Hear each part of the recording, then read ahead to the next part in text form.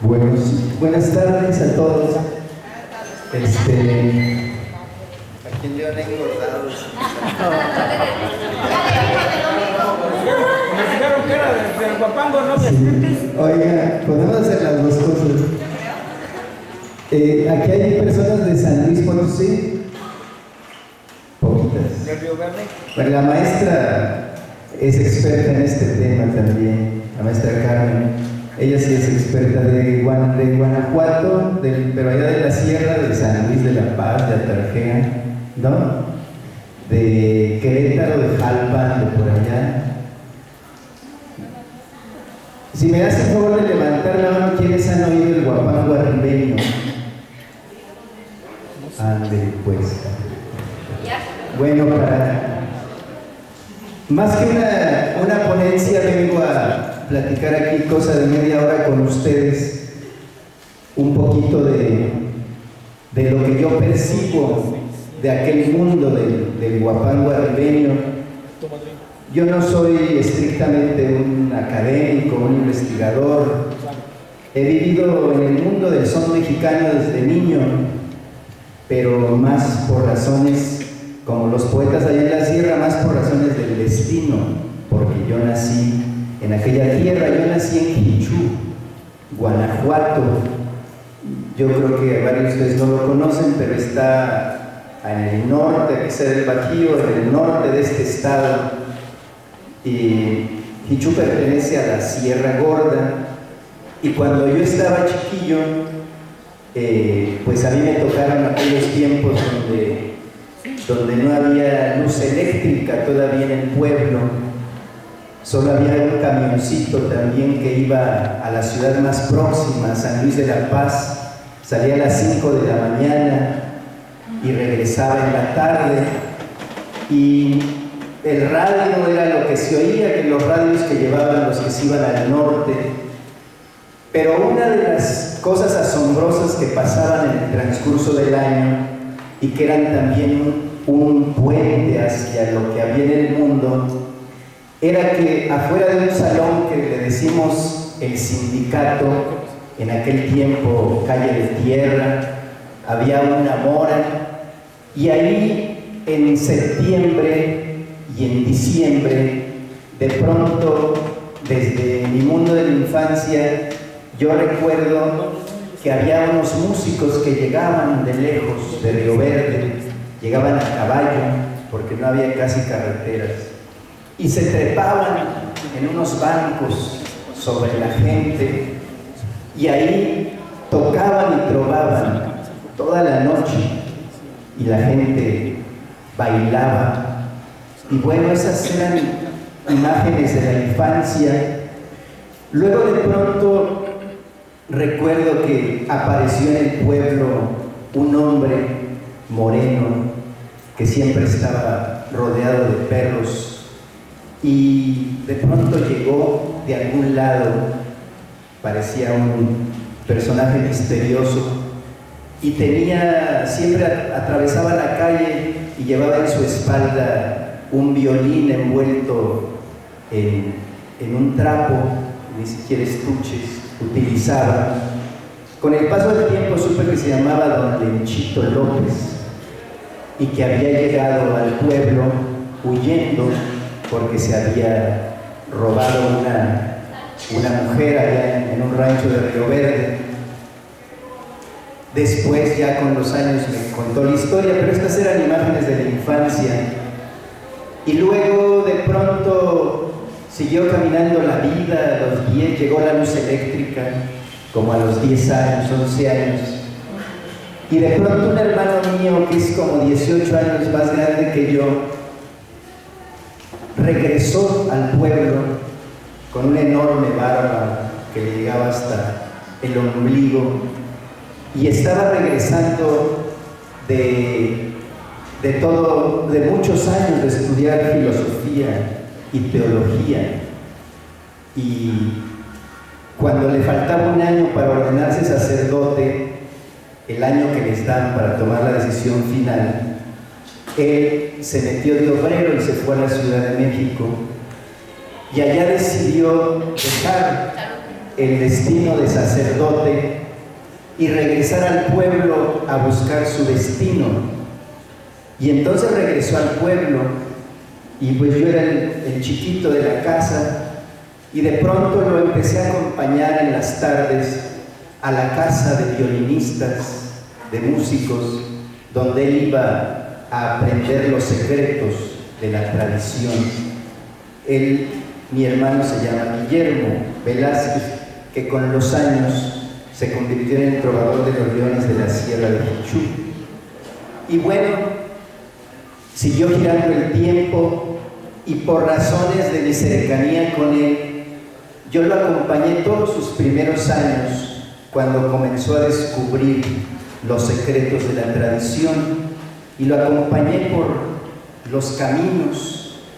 Recuerdo una caminata casi mítica que hicimos desde Jichú hasta Conca, en el estado de Querétaro, de varios días y noches. Recuerdo que iba a una topada con un hombre que se llamó Don Ascensión Aguilar, en paz descanse, que después sería un gran amigo mío también. Y caminamos toda una noche, parte de un día, descansamos en la casa de un músico en media sierra. Al siguiente día fue la topada, todavía las topadas donde había tálamo para los novios, como todavía por Río Verde se usa a veces, y donde iban por los novios la música a la capilla, y se venía por la vereda entre las piedras tocando piezas, y luego en la noche la topada. Y recuerdo mucho esa caminata, entre otras razones, porque al amanecer, cuando ya íbamos de salida rumbo a la Florida, con Conca, a pasar al estado de Querétaro, en días en que no había ni carros por allá, ni camionetas, carreteras, nada, dos hombres empezaron a pelear a machetazos en la falda del cerro por algún agravio o familiar o algo que pasó en la fiesta. Y fue de las primeras veces donde yo alcancé a percibir la sensación de la muerte. Se oían, los machetes sacaban chispas en medio de la ladera, se estaban enfurecidos, y ese pleito solo se paró porque un cura que iba con nosotros logró desapartarlos. Todavía en ese tiempo los curas eran bastante respetables, los pederastas no ocupaban la escena de la Iglesia Católica. Y así pasó ese tiempo, y luego, a la vuelta de los años, en esta complicidad con mi hermano Guillermo y con otras gentes, creamos en Jichú dos cosas que perseveraron, una de ellas hasta actualmente, 30 años después. Pero una cosa que creamos fue un taller de guapango arribeño y poesía decimal campesina, donde, de modo privilegiado para quienes estuvieron ahí a principios de los 80, desde Río Verde, San Ciro, que fue la mera cuna de esta tradición, llegaban a ese taller grandes hombres como don Agapito Briones, un patriarca de la tradición, llegaba don Chonito Aguilar, don Lencho Camacho, también un gran barero de por allá, don Lenchito López, que ya estaba. Transitaron por esos talleres los grandes patriarcas, y fue donde yo empecé, además de las travesías con mi hermano, a interiorizar la relación con toda esta tradición. A la vuelta de los años, 30 años después, 35 años después, les puedo decir que en esa época el guapango arribeño era un género realmente desconocido en el país. Ni siquiera los más avesados de esa época, etnomusicólogos o antropólogos, sabían de su existencia. Ni siquiera existían muchas de las palabras que hoy lo definen al guapango arribeño. Se fueron labrando en ese tiempo. Como ustedes saben, el son mexicano es como un gran árbol que tiene muchos brazos, desde tierra caliente, los jarochos, la huasteca, no se diga, etc. Pero este bracito del son mexicano estaba ahí guardado. Y entre otras cosas estaba guardado porque es una tradición sumamente compleja, como muchas tradiciones poderosas. Es una tradición que combina de un modo particularmente difícil la lírica, la palabra, la poesía oral con la música, y esto en medio de la fiesta, que en el huapango arribeño la expresión mayor de la tradición es lo que llamamos la topada, el combate de los poetas. El combate de los poetas que aún hoy, desde, yo creo, según las conversaciones que yo tuve con aquellos viejos, yo podría aseverar que por lo menos las formas que hoy tiene la topada tienen por lo menos un siglo. Esencialmente, las formas que tienen. Esta manera, como en una noche, se divide la topada en dos momentos.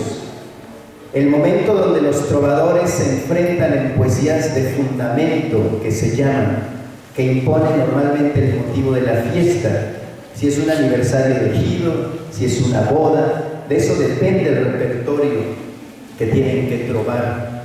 Y luego de medianoche al amanecer es lo que se llama la bravata o el aporreón, donde los trovadores se ridiculizan.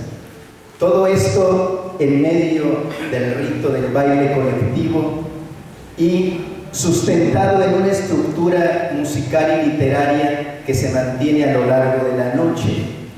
Como ustedes saben, los que han oído este género, y ustedes son profes, seguramente están muy enterados de esas cosas. En el huapango arribeño, la base literaria que se utiliza es la décima, que es un recurso literario producto del siglo de oro español, que se ha venido preservando casi con sus formas desde aquel tiempo. Pero en el huapango arribeño usa muchas variantes.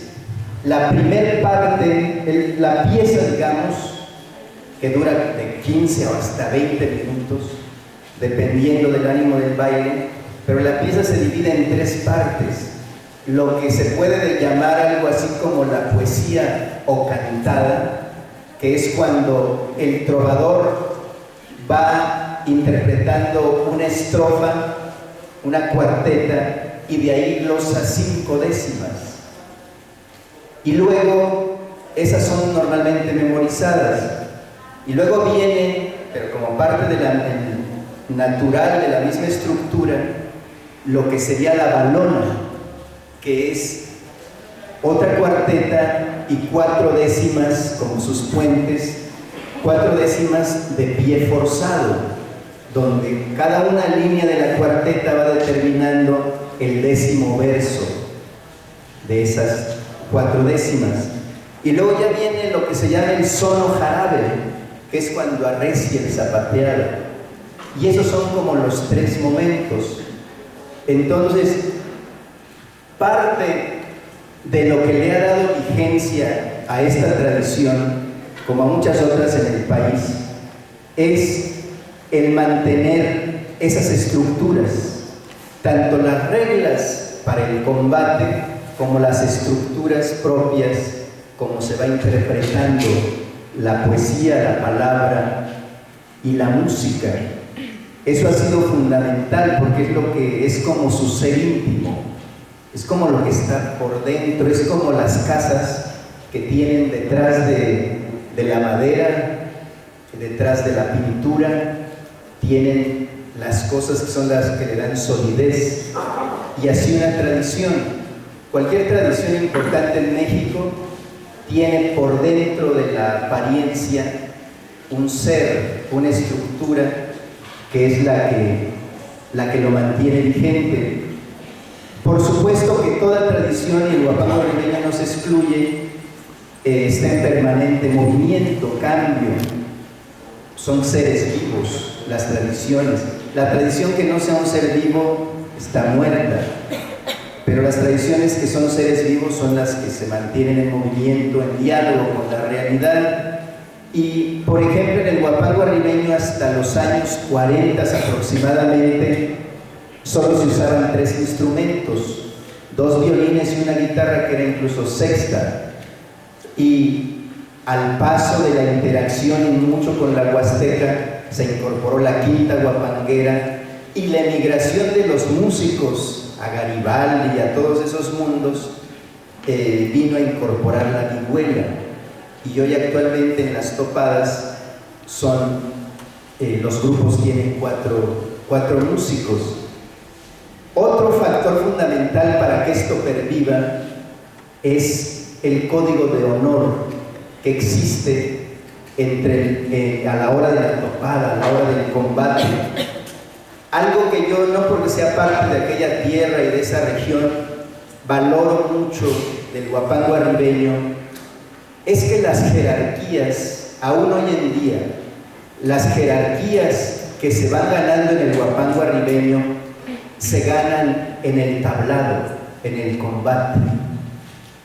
No crean ustedes que por decir Guillermo, mi hermano, su jerarquía al interior de la tradición es porque ha viajado por el mundo, porque ha grabado discos o porque lo censuran en el Cervantino. No, el lugar que tiene se lo ha ganado subiéndose al tablado, combatiendo. Ahí es donde se forjan los verdaderos trovadores y los músicos. Esta no es una tradición donde el prestigio se gana a base de currículums, a base de cabildeos, a base de andar cercanos a las instituciones culturales, a base de transitar en escenarios. Los grandes virtuosos, los más respetados, se han ganado su lugar combatiendo una noche, muchas noches, y son los años los que les van dando el lugar, o les han ido dando el lugar a estos grandes de la tradición. Eso es algo muy significativo. A la vuelta del tiempo, en estas andanzas, nosotros también descubrimos algo muy sorprendente que hace 35 años no ignorábamos, y es que el huapango arribeño en México es un brazo no solo del mundo del son mexicano, sino un brazo muy importante de toda una tradición iberoamericana del canto improvisado, del repentismo, de la oralidad, de la poesía oral. A la vuelta del tiempo pudimos descubrir cómo desde Argentina hasta Portugal, Islas Canarias, España, Chile, Cuba, Panamá, etcétera, Venezuela, Brasil mismo, cómo en esos lugares existe este mismo ejercicio de la palabra, de la juglaría, y existen también los combates que se llaman de distinto modo. Lo que aquí es una topada, en Argentina es una payada, en otros lugares es un galerón, en otros un contrapunto, pero esencialmente es esa disertación en medio de la fiesta pública. Y creo que esa es otra característica importante de esta tradición en México, que representa un brazo de toda una tradición iberoamericana del canto improvisado. Y yo me atrevería a decir, porque he tenido la oportunidad de conocer varias de esas tradiciones, me atrevería a decir que esta forma en la Sierra Gorda es una de las más complejas y difíciles, porque en varios países pueden trovar una décima y otra, pero acá es trovar toda una serie de memorización, de improvisación y toda una noche entera. Cada tradición tiene su belleza, pero esta del huapango arribeño tiene esa particularidad. Por algo, los que la han oído y los que han estado cerca de esa tradición, seguramente todavía no han visto que haya huapangueros arribeños que sean urbanos o de academia, digamos, o de escuela, porque no es tan sencillo, es sumamente complejo. Treparse un tablado durante 12 horas, manejar todos los repertorios en la memoria de la gama de temas que requiere manejar un trovador, manejar con naturalidad toda la sonería que se ocupa para una noche, no es sencillo. Por eso esta sigue siendo una tradición vinculada como a una sabiduría muy profunda, no porque lo urbano o lo escolarizado no sea importante, pero se mueve en otra dinámica. Ustedes mismos sé que son personas ligadas a los ballets, ustedes mismos seguramente en su experiencia han concluido, habrá sus excepciones, pero en general en lo que yo he observado en los ballets, ustedes más bien recrean, reconstruyen, reelaboran, comparten en un escenario tradiciones que no les pertenecen a ustedes. Ustedes no son depositarios de tradiciones. Realmente los depositarios de tradiciones están allá en sus pueblos, en sus regiones. Ustedes juegan un papel de divulgación, de amplificación de ese patrimonio, pero que es un patrimonio que esencialmente está allá en la raíz. Y en ese sentido creo que ustedes tienen una gran responsabilidad de saber comunicar de modo responsable, profesional, los mundos en los que inspiran sus escenografías, en los que inspiran sus bailes, sus pasos, porque finalmente son culturas profundas que están allá y que nunca han necesitado, y les aseguro que ni necesitan, escenarios formales para existir. Esas músicas, esas culturas están hechas para la fiesta, para el uso, para la colectividad. Ese es su sentido. Y la riqueza y la importancia del patrimonio de esta naturaleza del que les hablo en México, su gran valor en este país es ese, porque esas tradiciones preservan esos valores que se nos están desmoronando, ese sentido de comunidad, ese sentido de fiesta. Yo no digo que los músicos populares sean puros, nada es puro, ni tendría por qué serlo, sería hasta aburrido. Pero sí creo que si bien los músicos, los guapangueros, como todos nosotros traemos nuestro celular y en la Huasteca traen hasta dos acá los músicos y no tienen por qué traer botas, tocan con tenis, etc. Pero en medio de eso, en medio de su interés por el bar o por el dinero, en medio de todo eso, hay una liga, hay un nexo que siguen teniendo con la raíz, con el espacio colectivo. Y creo que esa es una lección de estas culturas, de estas expresiones musicales. Es una lección para este país de cómo en medio de épocas de masificación, de estandarización, esas músicas, y la Huasteca también es un ejemplo poderosísimo, y muchas otras en México, pero en este caso el guapango arribeño, están logrando abrirse espacios, dialogar con el presente y dialogar de tú a tú. Hace 30 años el guapango arribeño estaba empezando a recluirse como si fuera una música de cantina, empezaba a ser menospreciada, y más porque en aquellos años empezó a llegar el asombro de los conjuntos tropicales, y las carreteras y las camionetas de Sabritas y de Coca-Cola empezaron a surcar las carreteras de la sierra. Pero sucedió esas cosas maravillosas de la historia que juntan circunstancias, y el guapango arribeño, los poetas de aquel momento lograron recuperar su poder de decir, su poder de poetas comunicantes, porque eso han sido históricamente. Terminaré con esto, con ese otro rasgo. Otro rasgo de esta tradición del guapango arribeño muy interesante es que tiene herencias milenarias que tienen que ver con los juglares y trovadores medievales. Es decir, desde esa Desde esa lejanía de hace 10,000 años, en la Sierra Gorda cabalga ese oficio del juglar y del trovador.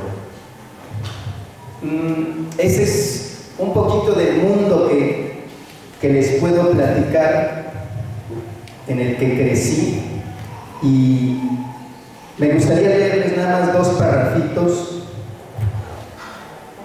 de lo que me han contado entre tantas cosas los viejos, y se los voy a contar porque una característica maravillosa de la tradición esta que les cuento, como de muchas en México, es que los que han forjado estas tradiciones, los que la han ejercido, y que lo han ejercido así porque fue su destino, que no les hicieron para pensar en salir en radio, tele, ni nada, sino porque es un impulso de vida. Una de las características de todos ellos, de los poetas, de los violinistas, de los vihueleros y por supuesto hasta de los grandes bailadores, ha sido que es gente sumamente intensa, sumamente entregada a la fuerza de la vida, y que asumió su oficio como un destino. De hecho, en la sierra los poetas en el tablado se dicen compañeros del destino.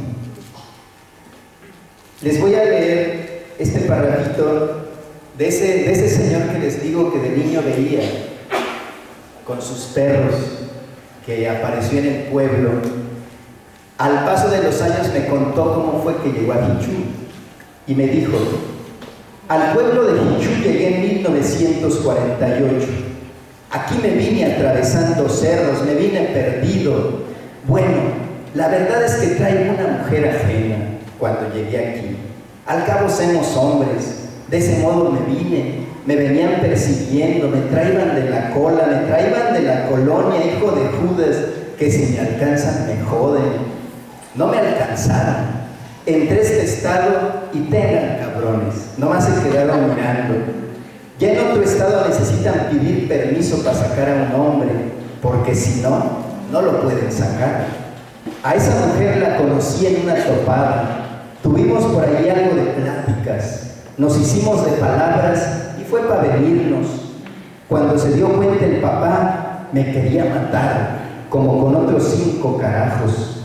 Hasta eso, el marido ni se metía mucho en líos, pero su tata, el trovador Pantaleón Rodríguez, me quería joder. De ese modo me vine a Jichú. Ahora soy más de Guanajuato que de San Luis Potosí. Pero no es la mujer con la que vivo hoy. Aquella se fue a dar la vuelta. Me la quitó otro mula, un bandido que andaba por la sierra de Puerto de Palmas. Esas son cosas que pasan en el mundo. Son pasajes que le pasan a uno pescarmiento. Digo, pues ¿qué negocio traes una mujer ajena? Si así como deja a su marido, lo va a dejar a uno mirando, y si se quiere, hasta la vida le quitan. Está diablo, nomás que uno no entiende. Ese fue don Lenchito. Ahora les voy a platicar un pedacito de lo que una plática que me dijo don Toño García, un hombre admirable, de los últimos guerreros de la poesía, paisano aquí de doña Carmen, realmente un hombre prodigioso que murió no hace tanto. Don Tonito me dijo cuál era su deseo póstumo, y me dijo: en el tiempo de la música me di a querer con toda la gente ranchera. Nunca supe de un mal gesto de borracho, y los fracasos en mi vida los hice con mucha razón, porque como dijo la canción de José Alfredo, qué bonita es la venganza cuando Dios nos la concede. Ya le advertí a mis familiares que el día que me lleve la chingada, no me paseen por la calle principal. Quiero que me echen en un carretón y van y me sepultan. Y que no anden publicando, se murió Antonio García. Aquí me hacen un cabrón cajón de tablas. Ni me vayan a exponer allá a la capilla, porque no me entre el peine. No le tengo fe a esas cosas. Viene el padre a decirle a misa al difunto y dan otra allá en el panteón. Pero si no le pagan no viene, y si al cabo del año vuelve hay que pagarle otra vez. Chingan a uno de vivo y todavía de muerto lo están chingando.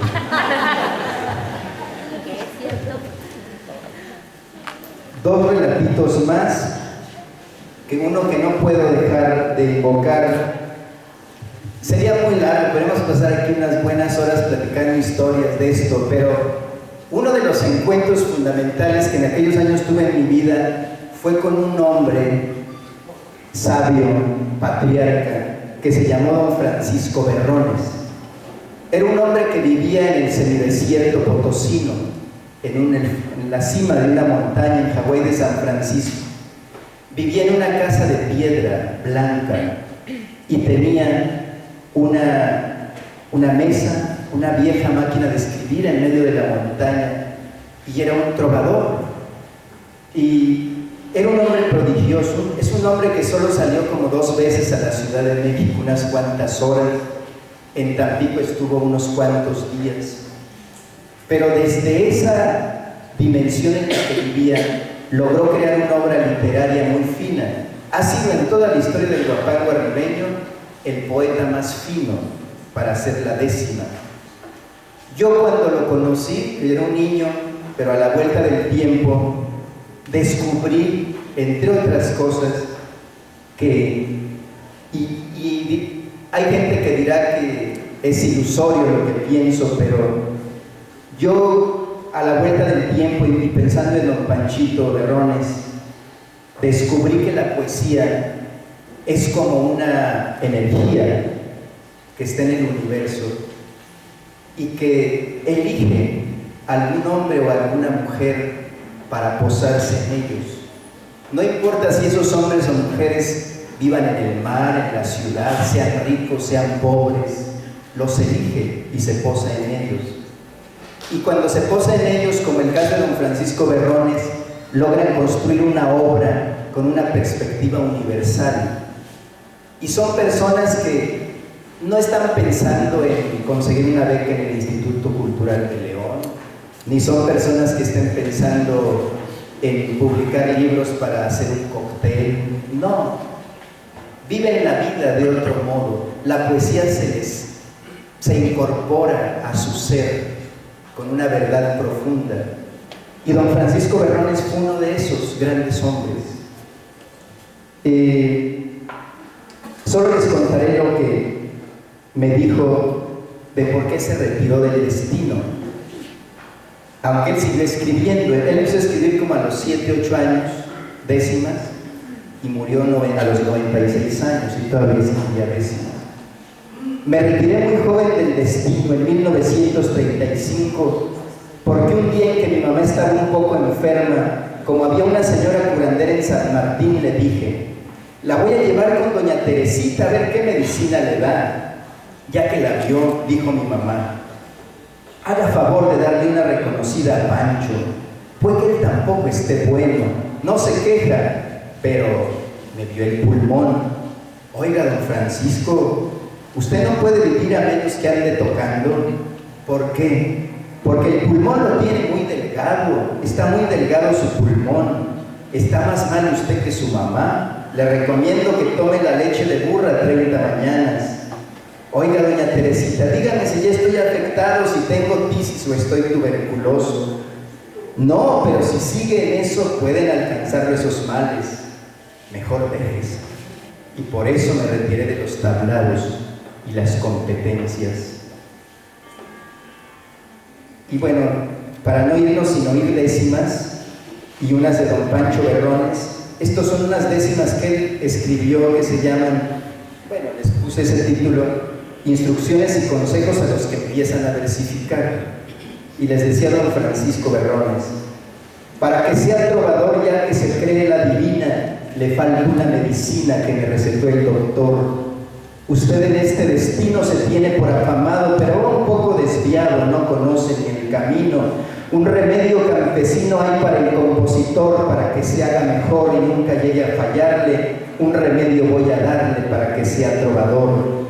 El poeta cuando nace ya viene con esa ciencia. Dios le dé esa inteligencia, no crea que el estudio lo hace.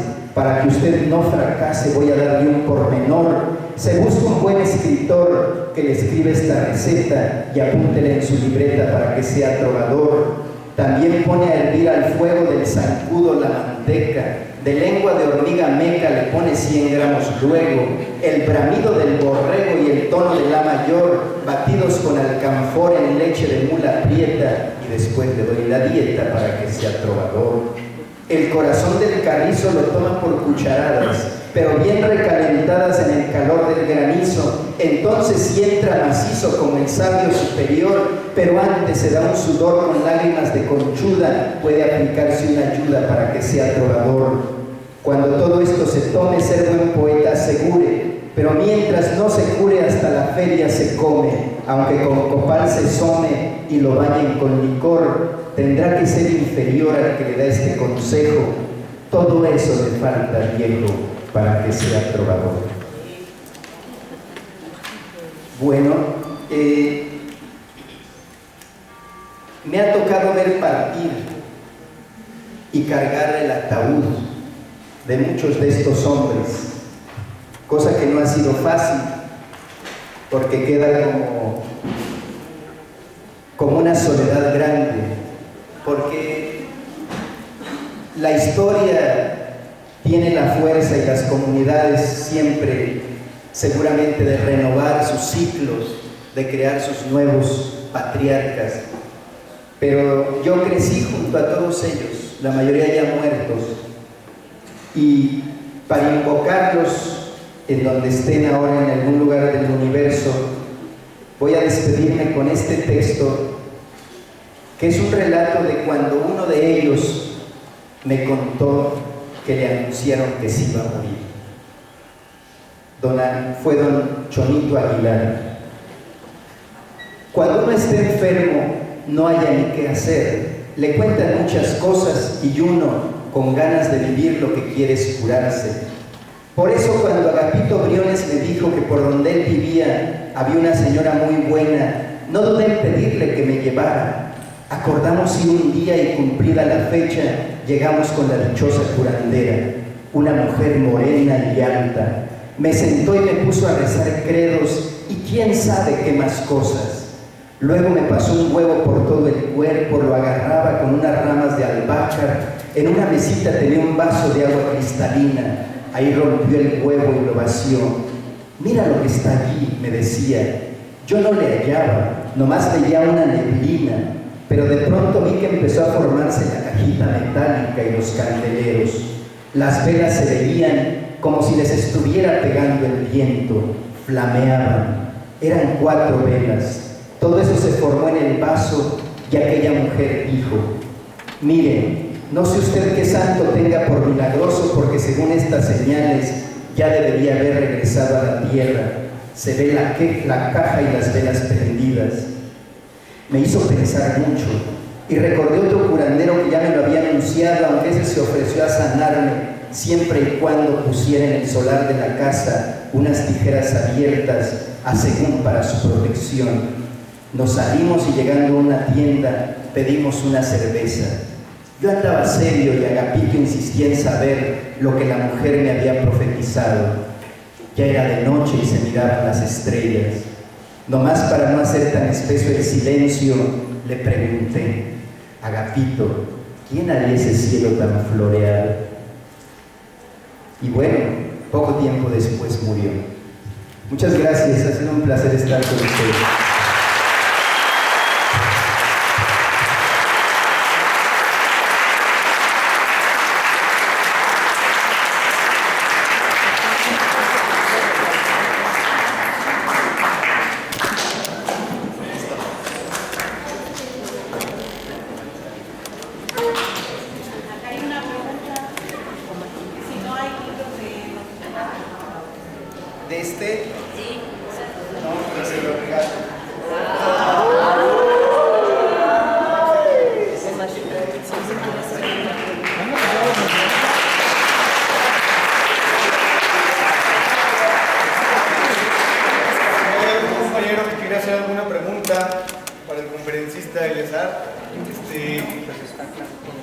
Con que sean pocas, porque a las 5:30 tiene un compromiso de trabajo. ¿Alguien desea formular alguna pregunta? Más que pregunta, el reconocimiento del trabajo que se ha realizado. He tenido oportunidad de conocer el trabajo hace, ya no quiero decir cuántos años, el siglo pasado, y confirmar y sostener que el asunto de Sonar Ribeño se sigue actualizando y está con los temas más sensibles de la población. Y reconocer a través de ti el trabajo de los campesinos, tampoco reconocido y conocido en todos los ámbitos.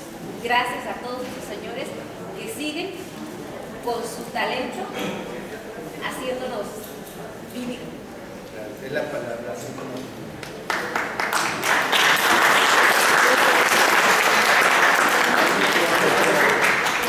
Nada más un comentario para que sea usted portador de esto que le voy a decir.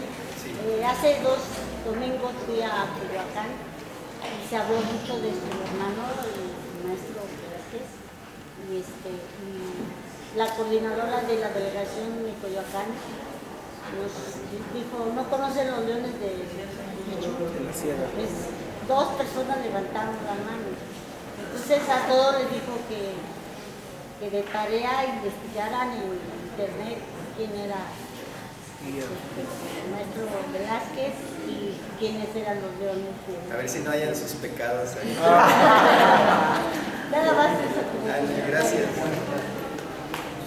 Maestra. Pues sí, igual que Vera, reiterar este reconocimiento, ese agradecimiento. Digo que yo lo había invitado el año pasado a San Luis, pero no pudo. Ahí en Río Verde por su trabajo también. Pero bueno, Chalo es un gran investigador de esa tradición nuestra que tanto amamos, que es el guapango ribeño. Y yo sí quisiera que en otra oportunidad, porque yo pensé que iba a pasar lo de las imágenes de los poetas, porque afortunadamente en mi tierra sigue vigente esta tradición. Hay muchos poetas de los grandes, ya nos queda, creo que solo don Pedro Sauceda,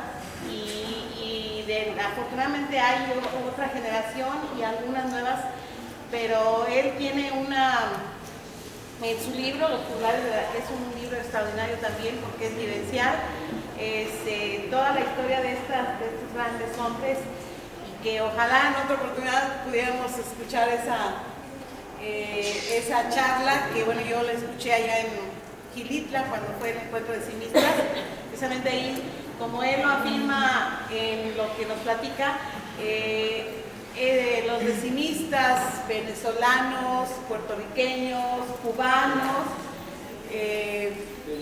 son precisamente hermanos de esta tradición nuestra del repentismo, porque es el arte de improvisar en el momento, pero que en el caso nuestro, como también ya lo dijo él, por la complejidad, es único, es especial, y ojalá lo conozcan y lo difundan mucho. Muchas felicidades. Gracias. Maestra, le voy a dar mañana a Omar, si no tengo ahí como 2 videos, el del cielo de los poetas y algún otro, y si en la semana tienen chance, pues los ven, que aprovechen que están juntos, duran 20 minutos. Yo se los doy a Omar mañana. Muchas gracias. Gracias. La maestra Milagros. ¿Maestra qué? Bueno. ¿Qué? Milagros. Milagros. Yo quería hacer una pregunta. A veces oigo hablar de décimas y a veces de decimal. Quisiera saber si existe alguna diferencia o qué es lo mismo. Puede ser decimal. No, es lo Sí, mismo. ¿Es lo mismo? Lo mismo, es una manera de decir allá la poesía decimal, pero es una décima, que es 10 líneas, una estrofa, que es, como les decía, es una estructura que viene desde el siglo de oro y que se ha llegado por acá. No solo existe en la sierra, los jarochos usan también, en Michoacán hay algunas balonas, pero en México donde más se usa como parte de una lírica ligada a la música y a la fiesta es en la Sierra Gorda, pero son décimas. Gracias. Sí. ¿Puedo? Yo nada más hacer ver, como congresistas que somos, precisamente lo que me ha encantado a mí de seguir, bueno, no lo conocía, usted no tenía el gusto, pero en parte seguir el trabajo de Guillermo Velázquez en algunas ocasiones aquí en Guanajuato. Y es cierto, yo donde lo conocí fue en el Festival Cervantino. Y es increíble cómo esa explanada, ese lugar que está tan grande, se llena con mucha gente, con estudiantes que están deseosos de la libertad. Y no solo de la libertad, sino de lo que él mencionaba, la sencillez que somos en esta vida. Hay que disfrutar el momento a fondo. Y Guillermo, por ejemplo, nos da tristeza que le hayan vetado, perdonen, pues ronca, no sé por qué, que le hayan gallito, que le hayan vetado el estar en el Festival Cervantino, y preguntémonos por qué. ¿Por qué la política, decía él, por qué la iglesia, por qué nos volvemos tan intransigentes y con tantos, ponemos tantas trabas si la vida es tan simple y es una? Hoy estamos aquí, al rato mañana quién sabe. Entonces, ¿por qué no disfrutar todo esto y lejos de poner peros, poner trabas, disfrutarlo? Porque a veces decimos somos investigadores, ¿de verdad? Hemos estado en lugares como donde ellos tocan, en Jichú, donde está haciendo un frío fenomenal y donde se vive de cerquitas esta tradición, y no nada más en Jichú, pero bueno, yo es donde he tenido la oportunidad.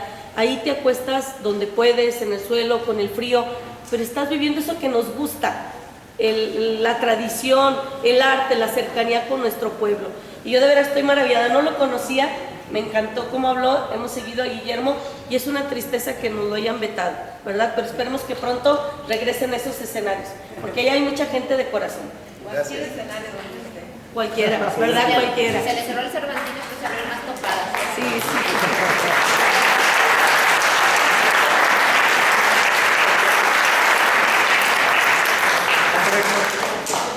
Bueno, más que hacer una pregunta, es reconocerle a Eleazar lo que es la difusión que ha hecho de la tradición de la Sierra Gorda, tanto a toda su familia. Yo conocí uno de sus primeros escritos de Eleazar, que fue Velación de Angelito. Ya sé. Muy por allá. La jornada semanal. Sí, conocí una de esas tradiciones, pudimos estar allá hasta con su familia, lo que es en la sierra, en Jichú. Con mi grupo personalmente estuvimos allá por el 96, más o menos, bailando por allá lo que es la tradición del huapango.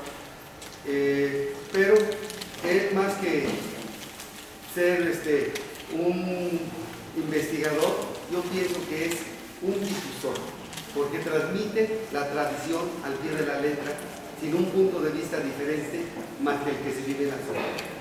Muchos de sus escritos están por ahí, está otro más que también salieron en una edición de pequeños libros, no recuerdo están los nombres de aquí, también de edición de ranas, sí, también donde nos habla la tradición viva y nos habla de la tradición de la décima campesina, cómo se lleva efecto, ¿sí? Pero narrándolo con una sencillez, una fluidez de palabra que nos mete a vivirla, ¿sí? Sus escritos a mí me han servido mucho a través para lo que es presentación de trabajos en mi sistema, que es la de gente, pero sí nos gustaría que nos dijera si hay algunas otras ediciones. Sí, bueno, yo he publicado 3 libros formales, por decirlo así. Uno se llama Almas de Lluvia, que es una serie de conversaciones con gente que ejerce tradiciones muy diversas en toda la sierra, desde curanderos, danzantes, los arrieros, los viejos revolucionarios. Y luego publiqué este libro, que este libro lo publiqué porque si no me iba a morir. Este libro nació porque luego de yo convivir 20 y tantos años con todos esos grandes hombres, se llama Poetas y Juglares de la Sierra Gorda, pues empezaron a morir, y yo tenía su memoria, digamos que me hicieron el honor y el favor de dejarme su palabra en mi memoria, y entonces yo no sabía qué hacer con todos esos difuntos. Era como si no encontrara todavía el puente entre mi infancia y la edad adulta. Había algo en mí quebrado, y escribí ese libro como una manera de exorcizar todos esos difuntos, de ponerme en paz con ellos y Yo pude haber escrito o intentado hacer una novela, por ejemplo, con esos relatos, pero no, me pareció que lo más importante es que se oyera su palabra, no la mía, y que además mi reto como escritor era que su palabra ahí sonara no como la mía, sino que en la escritura se pudiera alcanzar a oír la voz de ellos y su espíritu, así como era. Y no sé si lo logré, pero por lo menos me puse en paz con ellos. Acabo de publicar un nuevo libro en agosto que se llama El telar secreto, que es una serie de conversaciones con gente que guarda tradiciones de distintos, pero de todo el estado de Guanajuato, desde los ferrocarrileros en Acámbaro, los castilleros de Comonfort, los jugueteros, etc. Y hasta ahí cerré mi trilogía de la oralidad, porque ya a mi edad ahora me toca escribir otras cosas. Digo, ya han sido diálogos con personas mayores, ¿no? Y creo que hasta ahí cerré mi ciclo de escribir libros sobre oralidad, por lo menos eso supongo. Tengo uno inédito, por cierto, que se llama Sones Abuelos, que es sobre la Huasteca. Es un recorrido que me metí algunos meses a la Huasteca hace como 3 años y me fui a platicar a las casas, a los pueblos de muchos de los grandes músicos de la Huasteca. Algunos se han ido muriendo últimamente, como de los que quedaba del Cantores de Pánuco, del trío, de varios. Estuve con el Águila Negra, estuve en Chicontepec, etc. Y escribí un libro que tengo inédito. Y más o menos eso es lo que he escrito de libros formales. Sí. ¿Los otros dónde se consiguen? Estos 3 los ha publicado la editorial del Instituto Estatal de la Cultura de Guanajuato, sí, del Estado. Esta es una coedición con el Conaculta, el Instituto Estatal y el Conaculta, pero aquí en Guanajuato es donde se consiguen. Pero igual lo debo de tener en un archivo digital. Yo creo a estas alturas de los años ya puedo circularlo. Si me pasan a través de sus correos, yo se los regalo.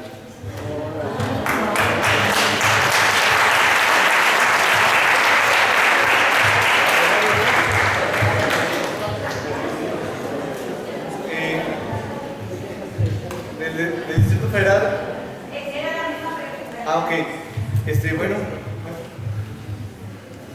A nombre del Instituto de Investigación y Difusión de la Danza Mexicana, agradecemos su participación en este evento. Gracias.